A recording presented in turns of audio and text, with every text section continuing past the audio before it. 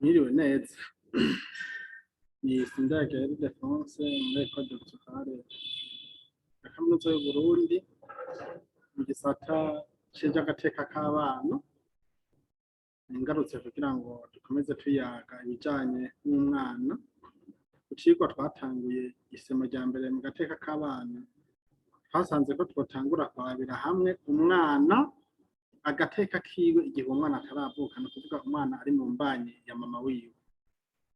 Aho rero no munsi nari ngarutse kugira ngo tuhabandanye ubuheruka twari twaravye ingene ibihano igitabo c'amategeko mpanavyaha y'Uburundi bitegekanya igihe hari icaha kanaka gikorewe umupfasoni yibungenze.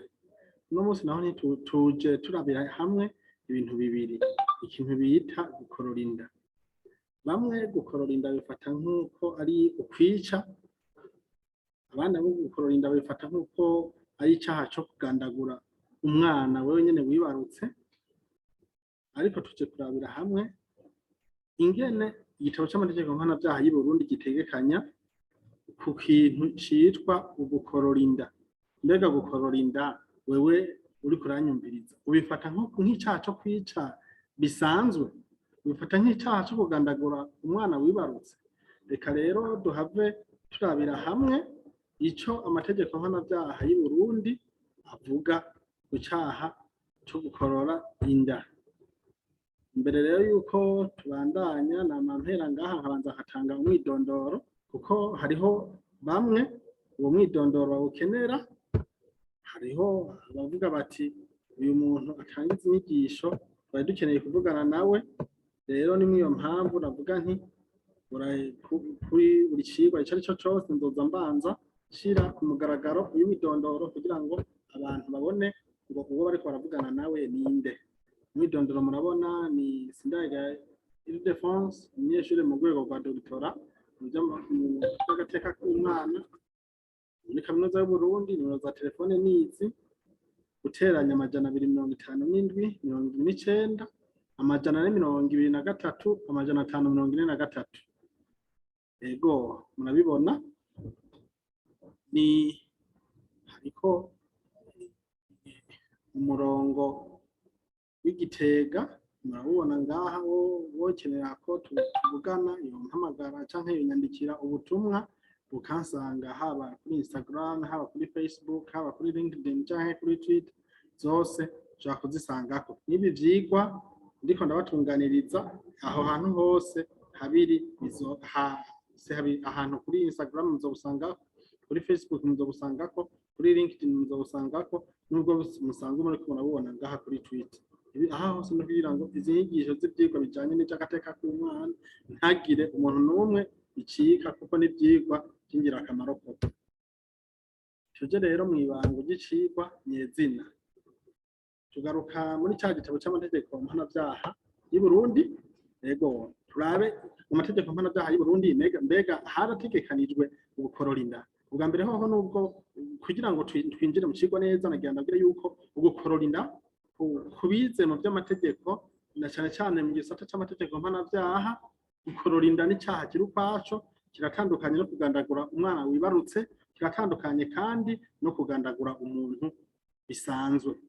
Ariko ndashaka turabire hamwe mbega icigwa nicahera umuntu araza kubona wenyene yirabira avuga ati igihugu c'Uburundi kirahana icaha co gukorora inda. Ariko duca turabira hamwe mbega ico gihano umuntu yakoroye inda ahabwa kirahwanye nuko umwana ari mu nda y'umuvyeyi wiwe nawe kari umuntu, kugira ngo tuvuge tuti ibihano vyategekanijwe noneho birakwiranye nk'uko umuntu yagandaguye umuntu muri rusange asanzwe ahana.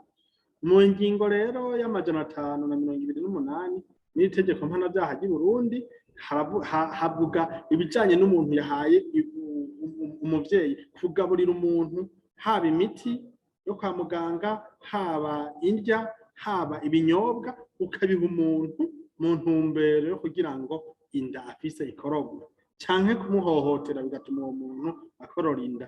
Rero iyo umuntu ahaye umuntu imiti canke indya canke inyobwa mu ntumbero yo kugira ngo uwo muntu akorora inda, igihano ahanishwa ni umwaka umwe kugeza ku myaka 2. Mbega iki gihano cyo kuva cyuko uhaye ibintu umuntu kugira akorora inda ugaca hano igihano cyo kuva ku mwaka umwe kugeza ku myaka 2, ico gihano mumva amategeko ya Repubulika y'u Burundi yarategekanije umwana nk'umuntu yikwiye. Nta mumva ko nanga amategeko yobafata umwana ari mu nda nko kumengo ntabarakwira ngabo umuntu nyezina ku buryo ko umuntu akorora inda bifatwa nk'uko yishe umuntu. Ku ngingo y'amajana 529 havuga ibijanye no gukuramwo inda habaye urugomo, habaye agasomborotso, habaye uguhohotera umuntu, gukubita canke nka hajya usanga abagore n'abagabo bagwanye canke umupfasoni yibungenze hakagira umuntu amusindira. Iyo gusindira uwo muntu bivuyemwo ko akorora inda utarubizi ko uwo mupfasoni afise imbanyi, umuntu apfungwa kuva ku mezi 6 gushika ku myaka 2. Aha ibi bihano ndiko ndavuga iby'amande aja mu kigega ca leta sinabivuze, navuze turabe uburemere bwo gukorora inda dufatiye gusa ku gihano cy'igifungo. Iyo rero umuntu ahohoteye umuntu w'umuvyeyi akaba yarasanzwe ko umupfasoni yibungenze, ibihano afata biva ku mwaka bigashika ku myaka 3. Rero muri ico gihe duca tubona tuti mbega iki gitabo c'amategeko mpanavyaha y'u Burundi coba citayeho neza. Oya, nsubiye inyuma gato, iyo umuntu ahohoteye umuntu afise imbanyi kandi yarabizi neza yuko uwo muntu afise imbanyi, ahanishwa igihano c'imyaka 20.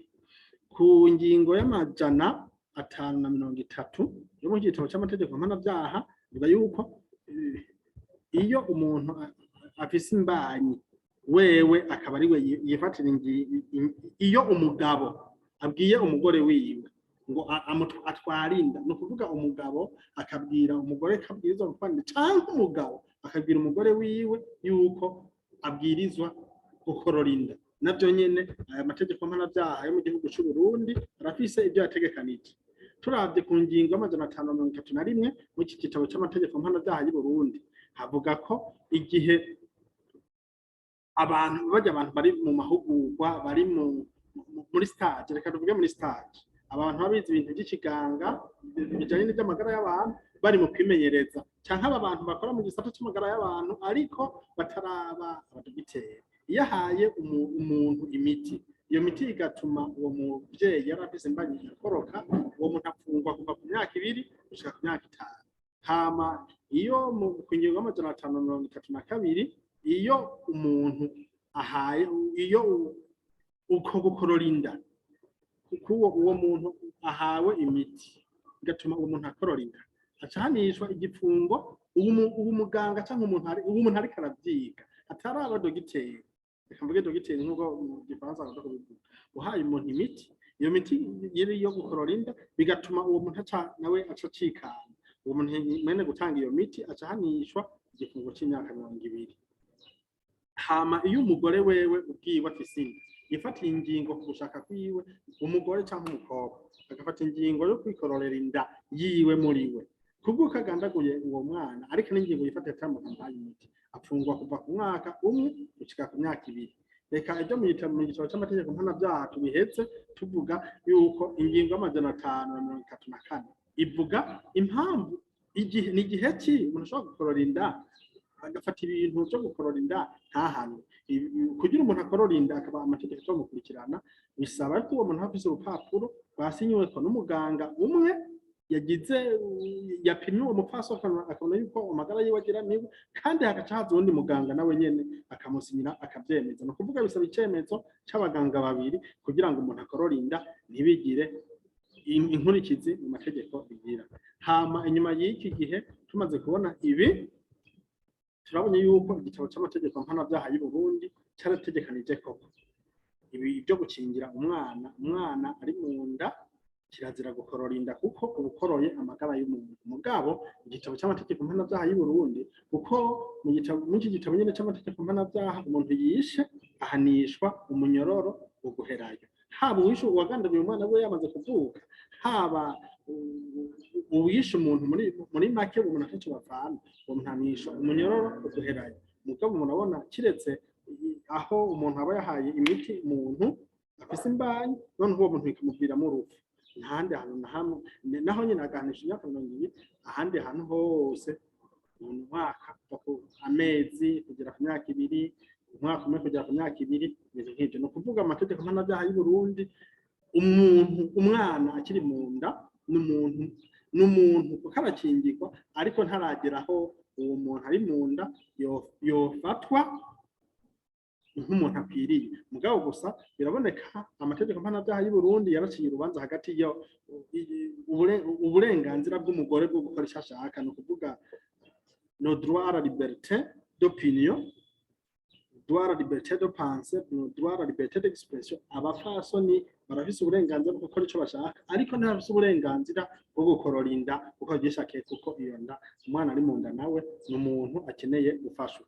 Reka duhave tuja kuraba ku kindi cigwa ibyo ishigwa mu ngiro iryo mu magara y'abantu yego ingene mbega abo mu gisata c'amagara y'abantu bakurikirana gute agateka k'umwana ari mu nda. Aha mu kugira ngo turabe ingene umwana ari mu nda yitawe muri iki gihugu cy'u Burundi nahavuye ndabashakashakira ivyegeranyo vy'amaraporo yo ku mwaka atangwa n'igisata bita DSNIS, Direction Générale des Services d'Information des Systèmes de Santé mu Burundi ku mwaka nafashe imyaka 3 mwaka 2018 mwaka 2014 na 2019 aha ibi biharuro uzoshaka ariko araraba iyi video azohagarika abyirabire turabona neza yuko umufasoni yibungenze igihugu cy'u Burundi umufasoni yibungenze ategerezwa gufata inkingo 4 ategerezwa kuja kwa muganga inshuro 4 zose kugira bakurikirane ko amagara y'umwana ari meza kubwuko rero aba bapfasoni baba bagiye barakurikirana ibyo bipimo byo kwa muganga abaganga bakamwitaho babonye umwana yoba hariho ukuntu ameze kutari kwiza mu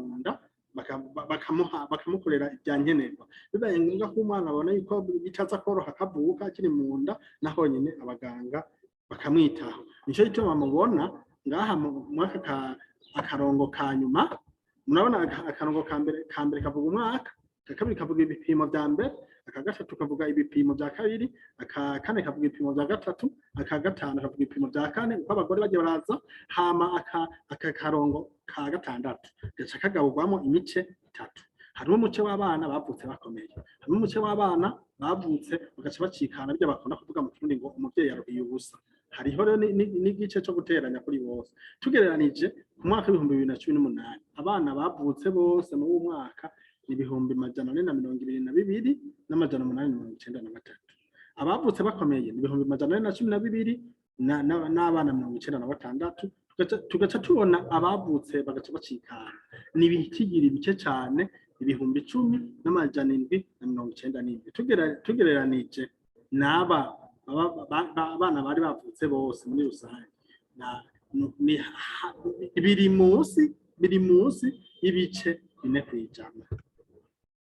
No muri 2019 ni nkuko nyene hoho mbere byaragabanutse no kuvuga bari bitaweho kurusha ibitigiri bice biboneka yuko byari byabaye havutse abana benshi hafa bake aha rero no kuvuga amagara y'umwana akiri mu nda igihugu cy'u Burundi cyarashimikiye ugukingira agateka k'umwana mu bijanye no gushikira ibikorwa bijanye no kumufasha mu by'amagara kwa muganga ibi rero bica bituma tuvuga yuko igihugu cy'u Burundi kiriko kiritaho neza ibijanye n'agateka k'umwana imbere yuko avuka. Mu kurangiza rero kino cigwa yaduheraheze tuvuga yuko